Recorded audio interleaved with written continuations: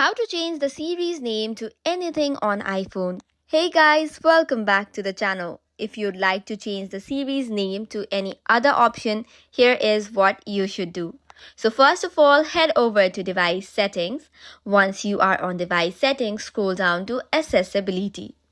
Tap on the accessibility option and then scroll down and search vocal shortcuts. Once you tap on vocal shortcuts, make sure it is turned on.